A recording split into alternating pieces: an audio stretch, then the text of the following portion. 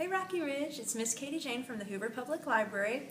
I am here today in this television to tell you about some awesome books that can be yours. And you don't even have to come to my library to get them.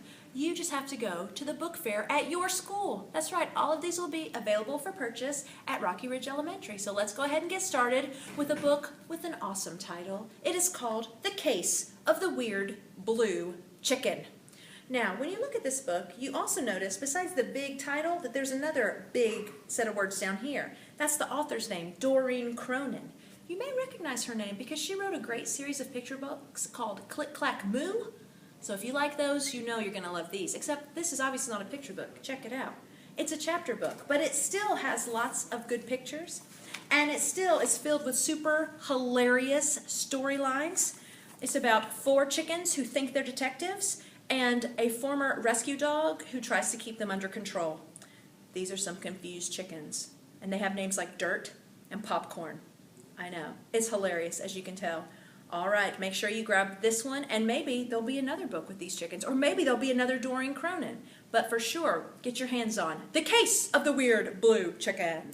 All right, our next book is a picture book. Now, I know some of you guys, maybe you're in 3rd grade or 4th grade or 5th grade, and you think you're past picture books. Well, this one, The Day the Crayons Quit, is so hilarious that I bought it for myself when I was in my 30s. That's right, this is a picture book for little kids, big kids, and super big kids like me. The Day the Crayons Quit is just that. This boy, his crayons go on strike. They decide they're not going to help him do his art anymore. And not just that, but they write letters to him. And each set of pages is devoted to one of the letters from the crayons. And they are so funny. You hear from red. You hear from purple. You hear from beige, who feels left out. You hear from gray, who is almost down to a nub because he's always drawing super humongous elephants. You hear from white, who doesn't get to do anything except maybe do a white cat in a snowstorm. You hear from all the colors, and then you get to find out what the boy is going to do once he's read all these letters. This book is hilarious. Make sure you find out what happens the day the crayons quit. In a blink. That's right, in a blink. That's the name of this book, but that's not the important part of the cover of this book. Let's look right up here. It says, The Never Girls. That's as in Neverland, as in this is the first in a series of books about 4 girls. 4 normal girls, like maybe even the kind of girls you would see at Rocky Ridge Elementary, are tucked away from their lives, whisked away to a place called Neverland, a place filled with mermaids and fairies. And the girls are having the best time until they realize they're stuck there. And someone's going to have to come and help them get back home. And that someone you probably have heard of. She's kind of famous. Her name is Tinkerbell. So if you like fairies, or if you like Peter Pan things, or if you just love stories about real kids getting whisked away to have a magical adventure, you may want to try the Never Girls series. The first one, remember, is called In a Blink, but you may be able to find more at the book fair at Rocky Ridge Elementary. Now, you may not have read it, but I'm sure you have heard of a book called The One and Only Ivan. It won a Newbery Award. It's very popular with readers of all ages because even if you can't read all the words in the book, it's a great story to listen to. Well, I have good news. That book was based on a true story about a real gorilla. And this brand new book, which you can buy at your book fair, Ivan, the Remarkable True Story of the Shopping Mall Gorilla, is about that real gorilla.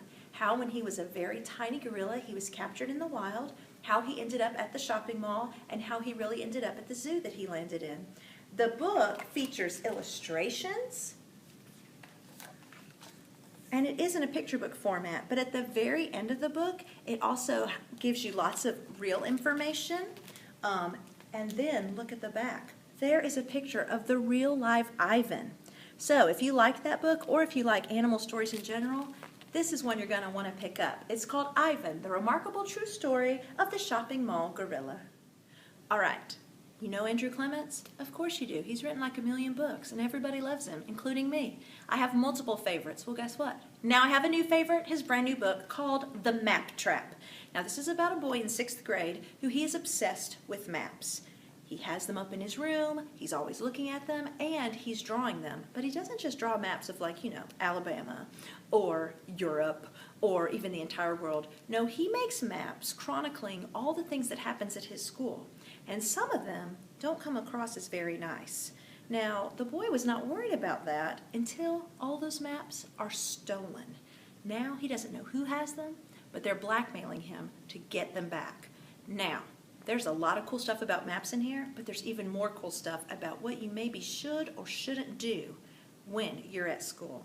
So, if you want to find out how he gets out of the map trap, make sure you grab the newest Andrew Clements called, that's right, The Map Trap.